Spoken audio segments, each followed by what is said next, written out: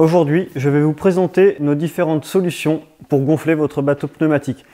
Je vais en l'occurrence vous présenter deux modèles de la marque Bravo. Ce sont deux modèles de pompes qui sont fabriqués en Italie. Donc la première pompe, une pompe manuelle double action, c'est-à-dire que quand vous allez tirer et pousser, ça va gonfler dans les deux sens. Cette pompe est munie d'un nanomètre qui vous permettra de vérifier la pression que vous allez mettre dans vos boudins ou dans le plancher gonflable. C'est une pompe qui permet soit de gonfler en plaçant le tuyau ici, soit de dégonfler quand vous placez directement le tuyau sur le haut de la pompe. La deuxième pompe que je vous présente aujourd'hui, c'est la pompe électrique. La pompe électrique qui est munie directement d'un nanomètre intégré réglable. Cette pompe s'arrêtera automatiquement à la pression sélectionnée. Elle permet à la fois de gonfler et dégonfler votre bateau. Cette pompe est utilisable avec une prise allume-cigare ou également avec l'adaptateur pour batterie. Enfin, pour ceux qui n'ont pas de manomètre intégré à leur pompe d'origine, nous vous proposons toujours de la marque Bravo un petit manomètre qui vous permettra de pouvoir vérifier la pression, que ce soit dans vos boudins ou dans vos planchers air de bateaux pneumatiques. Enfin, que ce soit la pompe manuelle ou électrique ainsi que le manomètre, chaque embout est constitué de différents joints amovibles permettant de s'adapter à la plupart des valves du marché.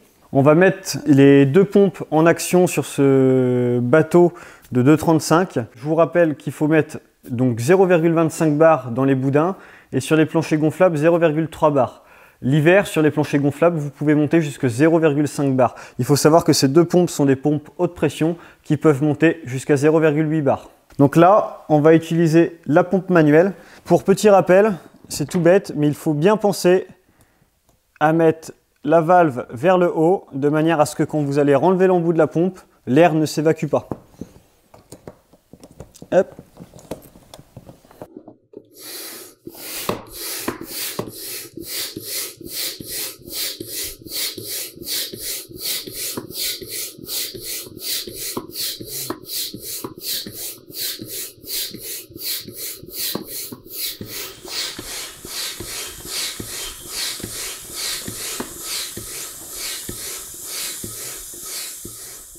Donc là, on va utiliser le petit outil que je vous ai présenté tout à l'heure pour vérifier la pression dans le boudin. Pour cela, rien de plus simple, on vient le verrouiller dessus et comme on peut voir indiqué, 0,25 bar. Donc c'est tout bon. Maintenant, je vais vous présenter donc l'utilisation de la pompe Bravo électrique. Donc j'ai réglé directement sur 3,5 PSI, ce qui correspond à environ 0,25 bar. Donc une fois la pompe raccordée directement au boudin, rien de plus simple. Il vous suffit d'appuyer sur le bouton ON et une fois la pression atteinte dans le boudin, la pompe s'arrêtera d'elle-même.